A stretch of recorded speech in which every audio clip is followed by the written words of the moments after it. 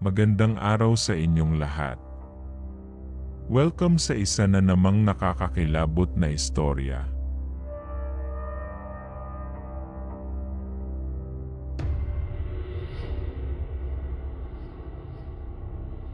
Mahilig ba kayong kumain sa mga karinderya? Kung mahilig kayo, para sa inyo ang kwentong ito na pinadala ng ating letter sender, noong napapad silang magkaibigan sa isang liblib na baryo, na kung saan kumain sila sa isang karinderya na gawa sa laman ng tao ang mga putahe, at pinapatakbo ito ng mga aswang. Isang mapagpalang araw mga kasandata, lalo na sa iyo Sir Bordes. Tawagin niyo na lang ako sa pangalang Rowena, 45 anyos at kasalukuyang naninirahan sa Hilagang Kabisayaan. Hindi ko nababanggitin pa ang eksaktong tinitirahan ko para sa pribado kong buhay ngayong kasalukuyan. Ang kwentong ibabahagi ko sa programang ito, naganap sa taong 1999 sa isang liblib na lalawigan na bahagi pa rin ng Kabisayan. Noong panahon niyon ay nasa 21 anyos pa lamang ako at kakagraduate ko pa lang sa kolehiyo sa kursong Hotel, Restaurant and Management HRM. Taong 1999 sa buwan ng Marso nang tumungo ako sa Kalakhang, Maynila upang magtrabaho sa isang hotel and restaurant na hindi pa noon masyadong popular sa masa. Doon rin nagtatrabaho ang aking kapatid na mas matanda pa sa akin ng 5 taon. Isang cuisine staff si Ate Maricar, hindi rin niya tunay pangalan. Line cook ang posisyon niya sa kanyang trabaho. Bali assistant siya ng head chef sa nasabing restaurant. Siya ang tagahiwa ng mga sangkap, gulay at karne sa mga lulutuing espesyal na putahe. Dahil sa pagsusumikap ni Ate Maricar sa kanyang trabaho, mabilis siyang natuto sa mga gawain sa kusina at pagluluto. Natutunan ni Ate ang mga primera klase na mga dishes. At pinagkakatiwalaan na siya ng head manager na maging isang chef na rin sa nasabing restaurant. Mabilis ring na-promote ang aking ate dahil sa kasipagan nito at hindi siya lumiliban sa kanyang trabaho. Simula sa pagiging line cook at head chef ni ate, ay tumaas rin ang ranggo niya bilang sauce chef, executive chef, hanggang sa marating ang mataas na posisyon bilang kitchen manager. At dahil isang kitchen manager na si Ate Maricar sa hotel and restaurant na pinapasukan niya, ay mabilis akong nakapasok bilang pastry cook dahil yon ang hinanap na posisyon ng kanilang hotel na pagmamay-ari ng isang negosyanteng Philam. Nagkataon rin kasi na yun din ang pinaka-espesyal ko na katangian, ang paggawa ng mga cakes, pastries, at fresh bread bilang mga dessert meal. Hindi ko masukat ang tuwa sa aking puso dahil agad naman akong nakapagsimula sa aking trabaho sa tulong ni Ate Maricar. Dahil mag-isa lang ang aking ate na naninirahan sa inuupahan niyang apartment, ay doon na rin ako nanunuluyan sa kanya imbes sa aking tiyahin, ang kapatid ng aming ina. Mas malapit kasi ang apartment ni Ate Maricar sa pinasukan naming trabaho kumapara sa tinutuluyan ng aming tiyahin.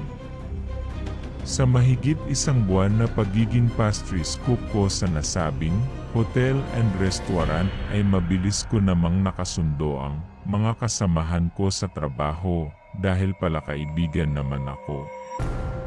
At isa na nga rito si Mona, hindi rin ito tunay na pangalan, ang isa sa mga naging matalik kong kaibigan. Si Mona ay isang expeditor o, sa Tagalog ay tagahatid ng mga dessert food sa mga customer. Naging matalik kong kaibigan si Mona at palagi kami magkasama tuwing uwian na namin sa trabaho. Madalas ko din ito isama tuwing gabi sa apartment ni Ate Maricar sapagkat hating gabi na nakakauwi ang aking ate dahil na rin sa posisyon ng kanyang trabaho. Naging open din kami sa isa't isa ni Mona at lahat ng nangyari sa talambuhay niya simula ng kanyang pagkabata ay naikwento niya sa akin, gayon din ako. Masasabi kong sanggang dikit na kaming magkaibigan ni Mona at magkapatid na rin ang turingan naming dalawa. Ngunit lumipas ang mahigit isang taon ay isang pangyayari ang nagbigay kilabot sa buhay namin ni Mona na kailanman may hindi na mabubura sa aming isipan. Nakabili ng isang gusali sa Western Visayas ang may-ari ng pinapasukan naming restaurant na gagawin nitong pangalawang branch. Dahil maganda pa ang gusali at kailangan lang pinturahan, ito ng panibago ay madali itong natapos para bumukas ng panibagong restaurant na kung saan tanging mga special dishes at mga dessert lang ang ihahain. Wala itong hotel dahil maliit lamang ang nasabing gusali.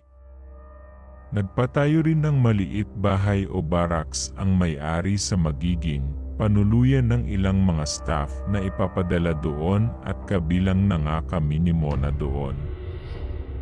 Pumili kasi ang aming boss na pansamantalang madidestino roon para gawin niyang head sa kusina.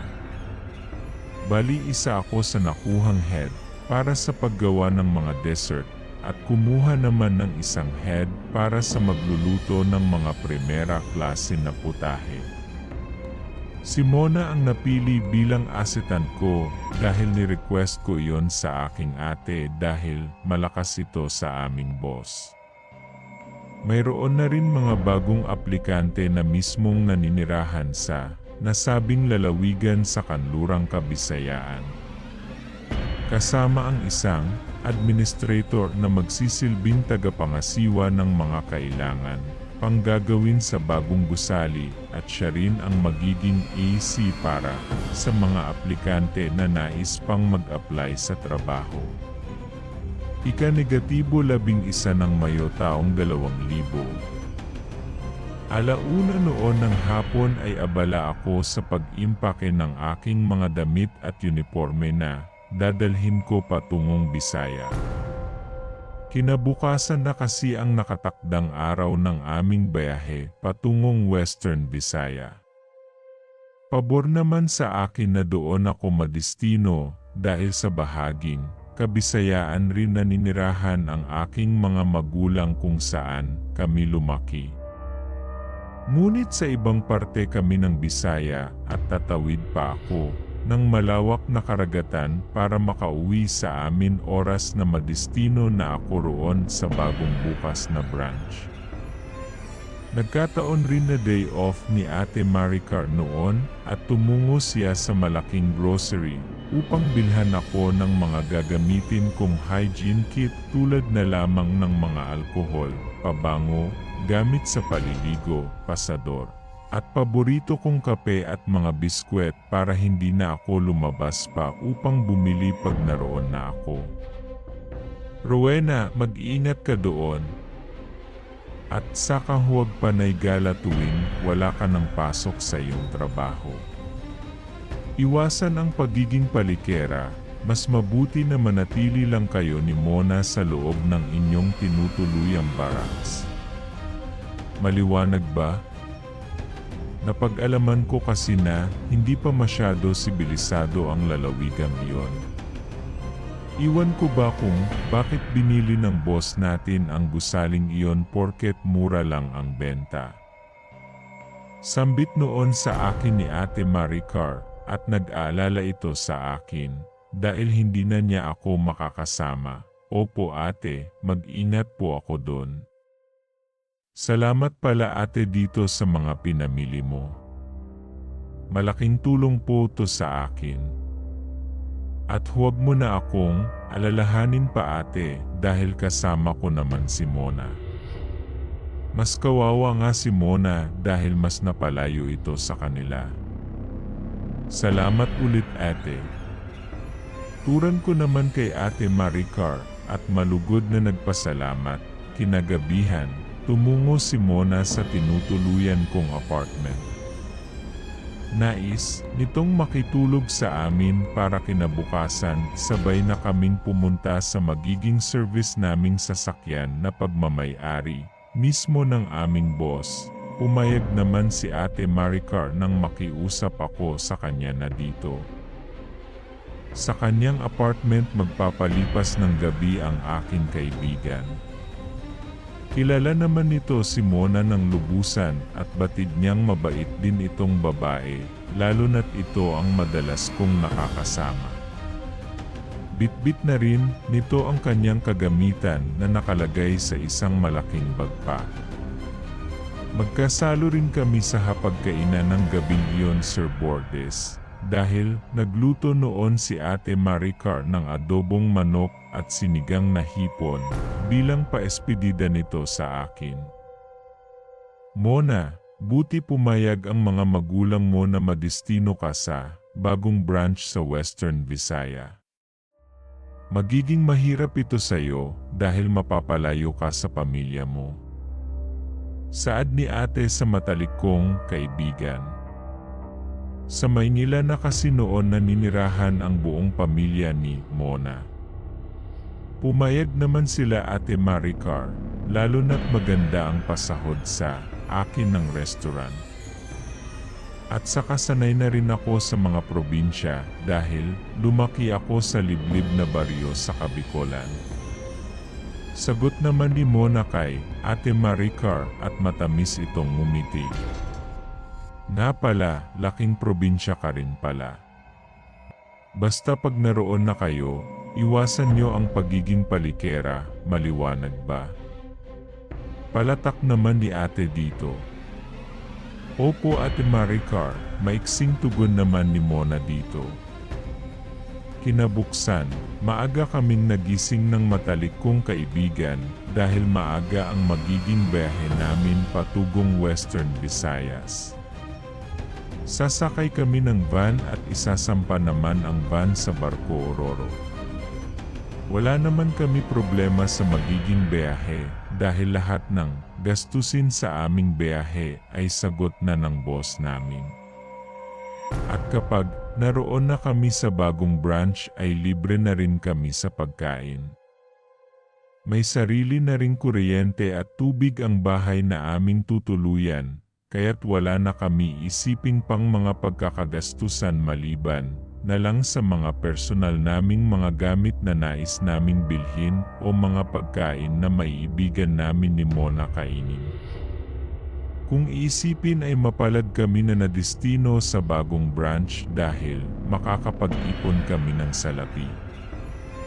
Kumpara sa Maynila na halos bilbilhin mo lahat tapos ang kalahati ng masasahod mo ay mapupunta pa sa inuupahan mong bahay o apartment. Sir Bordes, hindi ko na po babanggitin ang naging biyahe namin noon habang nasa barko kami ni Mona at ang iba pang mga kasamahan kung staff. Diretso na po tayo noong nakarating na kami sa bagong branch sa Western Visayas. Nang makarating kami sa panuluyan naming bahay, agad naming inilagay ang aming mga bagahe sa aming magiging silid. Sa pagkakatanda ko noon ay tanging 2 kwarto lamang ang naroon para sa aming mga tauhan at ang isa ay para sa administration na mamamahala sa restaurant. Magandang ang bahay dahil malawak ang sala at kusina at kumpleto na rin sa gamit na halatang pinaggastusan ito ng aming boss. Matapos namin ayusin ang aming mga gamit ay tumungo na kami sa restaurant upang tignan ang buong sulok nito. Natuyo na rin ang pintura sa malapad na dingding at nakahanda na rin ang mga bagong kagamitan na mga bangko at lamesa na gagamitin ng mga customer. Pati ang kusina ay halos kumpleto na rin sa kagamitan.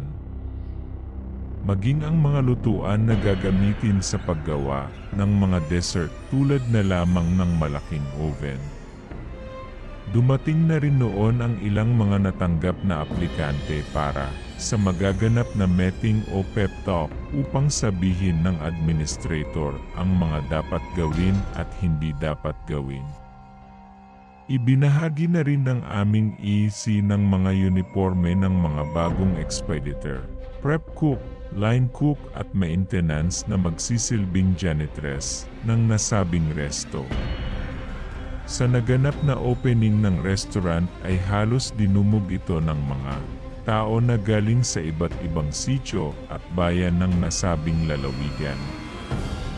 Marami ang kumain dahil malaki ang discounted at may mga libre pang-ulam bilang handog sa pagbubukas nito. Ngunit sa mga sumunod na araw ay magiging regular na ang bawat presyo ng mga special menu maging ang mga dessert na aming gagawin. Na-sold out din ang mga ginawa kong mga fresh bread at cake na talaga namang napaka-espesyal nito dahil sa mga ginamit kong rekado at hindi tinipid sa sangkap tulad ng mga fresh egg at ilang mga imported na gatas at cheese. Sa mga lumipas na linggo hanggang sumapit ang isang buwan, ay nadismaya ang aming administrator na humahawak ng aming benta dahil hindi namin na-hit ang kuta. Masasabi ko noon na kaunti lang ang mga kumakain dahil medyo mahal ang bawat menu. Sa unang araw lang dinumog ang restaurant at sa mga sumunod na araw ay naging matumal na ito at halatang pwedeng malugi ang restaurant. Sir Bordes, bumisita pa nga noon ang aming boss sa bagong branch upang tignan ang takbo ng kanyang negosyo. Nanlumo ito dahil mismo siya'y nasilayan na mabibilang lang sa mga daliri ang mga kumakain. Malaki ang mawawalang salapi ng aming boss dahil sa mga nagastos nito at baka hindi na makabalik ang kanyang pinuhunan dito. Bago ito bumalik sa Kalakhang, Maynila, sinabi nito sa administrator na kung mahina pa rin ang kita sa mga susunod pang mga buwan ay ipapasarado na lang niya ito at ibebenta na lang ang gusali at muli kaming babalik sa Maynila. Sa pangalawang buwan ay nagbawas na rin ng tauhan at pinahinto na rin sa mga supplier ang pagde-deliver ng mga sariwang produkto tulad ng mga pangunahing sangkap na ginagamit sa pagluluto tulad ng mga sariwang karne at mga imported na sangkap na ginagamit sa paggawa ng cake at pastries. Sa huling petsa ng pangalawang buwan, sinabi sa amin ng EC na pinababalik na kami ni Mona sa Maynila ng aming boss at si Ate Maricar ang nag-request noon. Humataw daw kasi ang main branch ng restaurant sa Maynila dahil palagi itong dinadagsa ng mga lokal at banyagang parokyano. Sir Bordes, bago kami bumalik ni Mona sa Maynila ay napagkasunduan naming dalawa na mamasyal muna sa huling pagkakataon sa nasabing lalawigan. Dahil buhat nang dumating kami sa bagong branch ay palagi lang kami sa loob ng aming panuluyan tuwing tapos na kami sa aming trabaho. Nagpaalam kami ni Mona sa aming head manager na saglit muna kaming mamamasyal para libangin ang aming mga sarili. Napag-alaman kasi namin noon na maraming magagandang pasyalan sa nasabing lalawigan dahil mayaman ito sa anyong tubig. Maaga pa lang noon nang lumabas kami ni Mona sa panuluyan naming bahay, bitbit ang aming mga pitaka dahil mamimili rin kami ng mga lokal na pagkain sa palengke na ipapasalubong namin kay Ate Maricar. Mamimili din si Mona ng mga pasalubong sa kanyang pamilya. Sir Bordes, nagtanong-tanong muna kami sa mga taong nadadaanan, namin kung anong lugar ang magandang pasyalan sa kanilang lalawigan. Sinabi naman ng aming napagtanungan na may maganda raw na beach resort malapit sa hangganan ng huling sitio na malapit naman sa sentro ng malawak na karagatan. Binalaan din kami ng aming napagtanungan na huwag masyadong lalayo at huwag din basta-basta magtiwala sa mga tao na aming nakakasalumuha at baka maka-encounter daw kami ng mga nilalang na tinatawag na aswang. Nagpasalamat naman kami ni Mona sa aming napagtanungan dahil iniisip nito ang aming kaligtasan, lalo na't dayo kami sa kanilang lugar.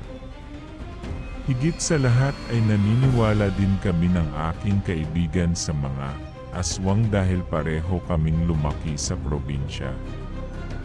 Tubong Bisaya ako at tubong Bicolana si Mona. Mona, ano ang una nating pupuntahan? Sa beach ba o sa palengke? Usisang tanong ko noon sa aking kaibigan. Sa beach muna tayo pupunta, Rowena. Hindi naman tayo magtatagal doon, matapos nating mamasyal ay tutungo naman tayo sa palengke upang bumili ng mga pasalubong. Sagot naman ni Mona na agad ko namang sinang-ayunan.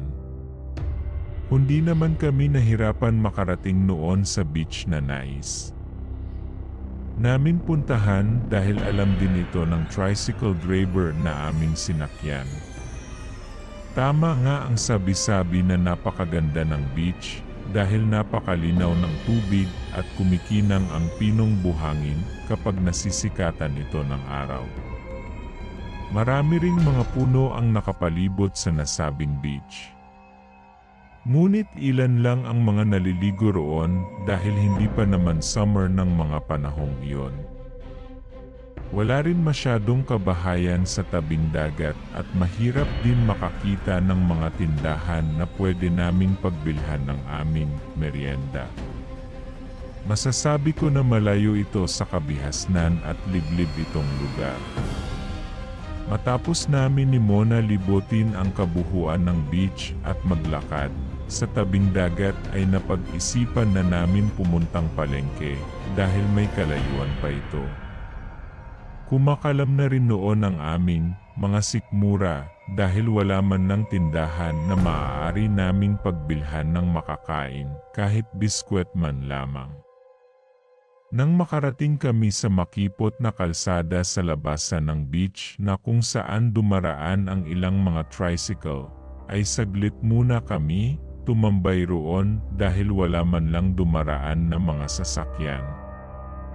Hanggang sa masipat namin ang dalawang tricycle na magkasunod at ang isa doon ay namumukhaan namin dahil yon ang sinakyan namin kanina. At dahil nasa hulihan ang nasakyan namin kanina ay doon kami sumakay sa unang tricycle. Akmang sasampa na sana kami sa loob ng sidecar, bigla na lang nagwika ang driver na sinakyan namin kanina. Mga binibini, dito na kayo sumakay sa akin dahil patungo rin akong palengke. Sambit sa amin ng driver dahil alam nitong tutungo kami palengke dahil nabanggit namin ito sa kanya kanina. Nagalit naman ang isang driver dahil inaagaw daw kami nito sa kanya bilang mga pasahero. Napansin din namin noon na tila nanlilisik ang mga mata ng driver habang pinagmamasdan ang driver na sinakyan namin kanina. At nagawa pang manghamon ng away. Upang maiwasan ang gulo, sinabihan namin ang driver na sinakyan namin kanina na dito na lang kami sasakay. Ngunit tila nangungusap ang mga nito sa amin na parang pinipigilan kami nito na sumakay sa bagong tricycle na aming sasakyan. Pare, narinig mo? Sa akin daw sila sasakay kaya't umalis ka na, pwede ba? Inis na wika nito sa driver na sinakyan namin kanina. Umalis naman ito matapos iyon sabihin ng driver na sinakyan namin at mababaka sa kanyang mukha ang labis na pagkabahala. Wala rin masyadong kabahayan sa tabing dagat at mahirap din makakita ng mga tindahan na pwede naming pagbilhan ng aming merienda. Masasabi ko na malayo ito sa kabihasnan at liblib itong lugar. Matapos namin ni Mona libutin ang kabuhuan ng beach at maglakad, sa tabing dagat ay napag-isipan na namin pumuntang palengke dahil may kalayuan pa ito. Kumakalam na rin noon ang aming mga sikmura dahil wala man ng tindahan na maaari naming pagbilhan ng makakain kahit biskwet man lamang. Nang makarating kami sa makipot na kalsada sa labasan ng beach na kung saan dumaraan ang ilang mga tricycle, ay saglit muna kami tumambay roon dahil wala man lang dumaraan na mga sasakyan. Hanggang sa masipat namin ang dalawang tricycle na magkasunod at ang isa doon ay namumukhaan namin dahil yon ang sinakyan namin kanina.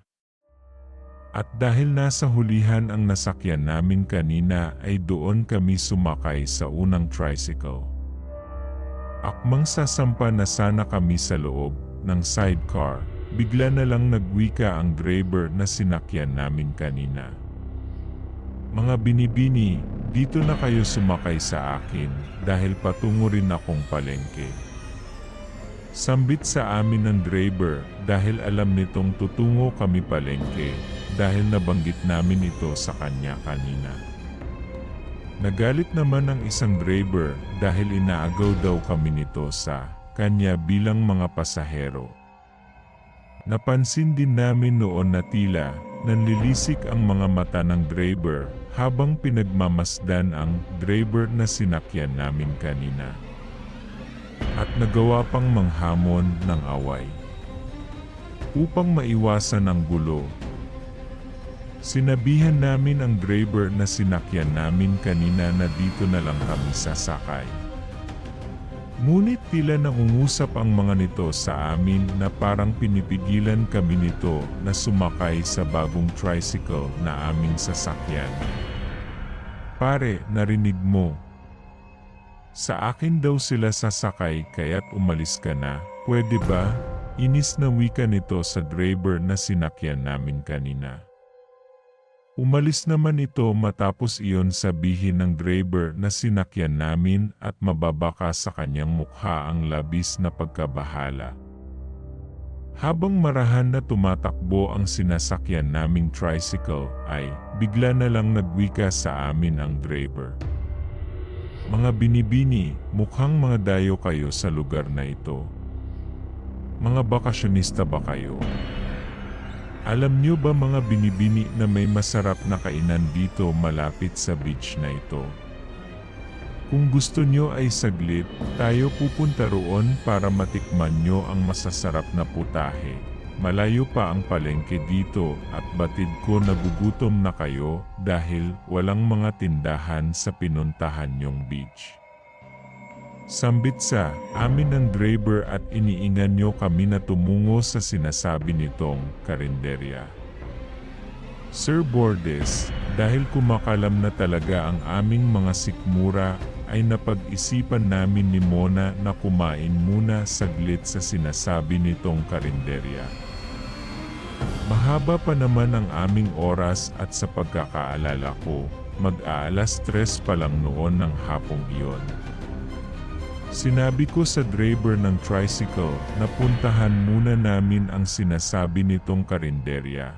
Saglit kaming kakain doon at dadagdagan na lang namin ang ibabayad naming pamasahe. Inilihis nito ang daan at tinahak namin ang kaliwang makipot na kalsada na halos kakasya lang ang sukat ng tricycle.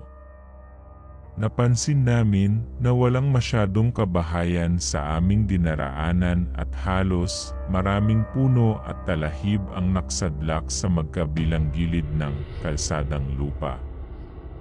Lumipas ang ilang minuto naming biyahe ay bumungad sa amin ang isang maliit na sitio na may ilang nakatayong mga kubo. Sa gitna ng nasabing sitio, may isang malaking karinderya na maraming nakapatong na mga lumang kaserola sa mahabang lamesa.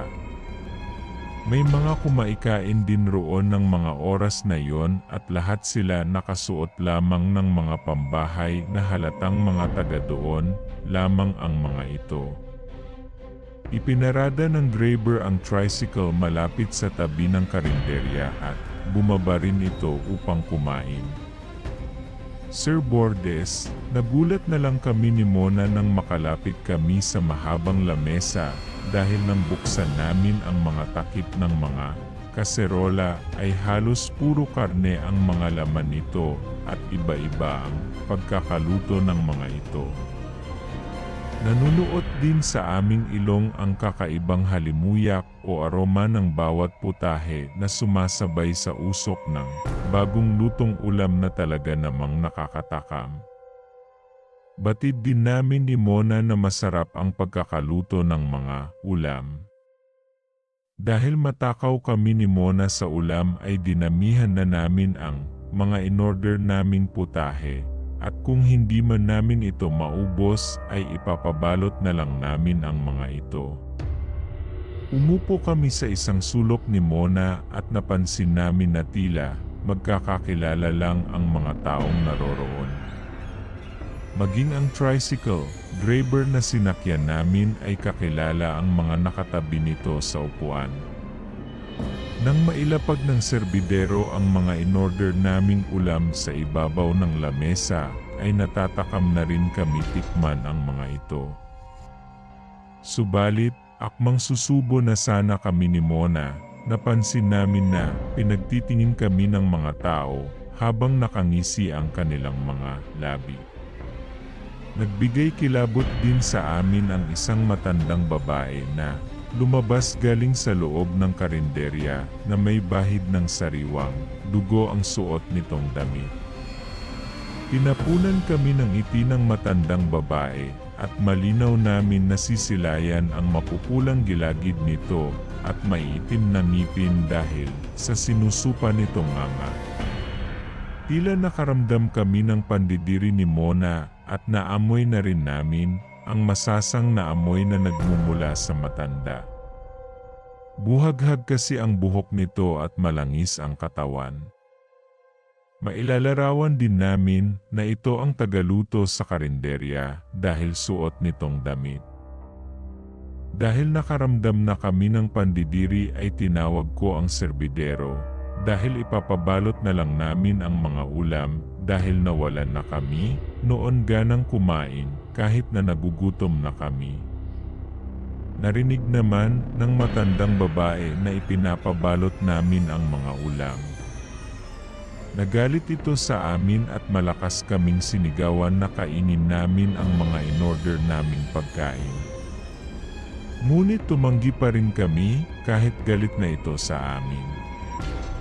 Dumating sa punto na lumapit sa amin ang matandang babae at naging agresibo ito na hindi namin lubos maunawaan.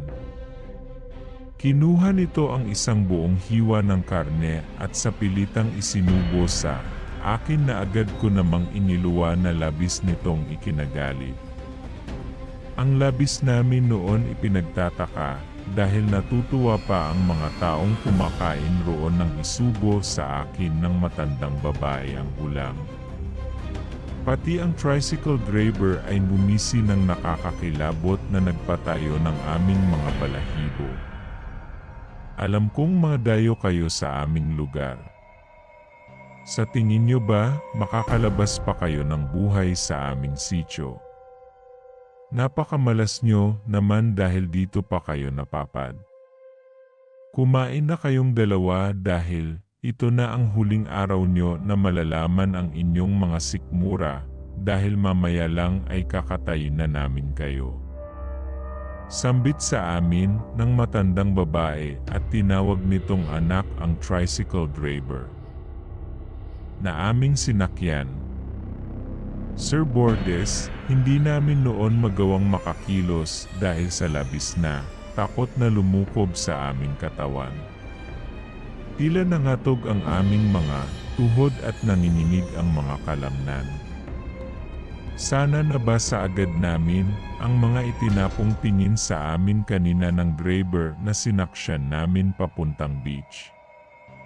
Dumating sa punto na nagsitayuan na ang lahat ng tao roon at pinalibutan kami at pinupuwersa kami na kainin ang mga putaheng nakahain sa ibabaw ng aming lamesa. Akmang isusubo ulit sa amin ng matandang babae ang mga ulam, ay nagulantang na lang kami sa malakas na alingawngaw ng baril. Napalingon kami sa bahaging unahan habang nagsiatrasan naman ang mga tao na halatang mga nilalang ito na tinatawag na mga aswang. Muli kaming nabuhayan ng masilayan namin kung sino ang nagpaputok ng baril, dahil may 3 kalalakihan ang biglang sumulpot at kasama roon ang driver ng tricycle na nagmamalasakit sa amin kanina. Hawak ng isang lalaki ang baril de bomba na halatang ginagamit sa pangangaso at ang isang lalaki na may hawak na mahabang itak. Ngunit ang labis na nagbigay kaginhawan sa amin dahil may hawak na napakaraming sanga ng kalamansi na puno ng tinik ang driver ng tricycle na isa sa pinakatatakutan ng mga aswang. Muling kinalabit ang gatelyo ng debombang baril ng isang lalaki, ngunit sa lupa lang pinatama ang bala upang mapaatras ang mga aswang. Mabilis na lumapit sa amin ang driver habang winawasiwas nito sa harapan ang hawak niyang mga sanga ng kalamansi. Mabilis kaming tumayo at tumakbo papalapit sa mga nagligtas sa amin habang nasa likuran namin ang nagmalasakit na driver ng tricycle. Hindi naman kami nagawang sundan ng mga aswang dahil natatakot sila lumapit sa amin. Matulin kami naglakad palabas sa makipot na daan dahil sa labasan nila ipinarada ang dala nilang tricycle dahil palihim nilang pinasok ang kuta ng mga aswang upang hindi sila mapansin.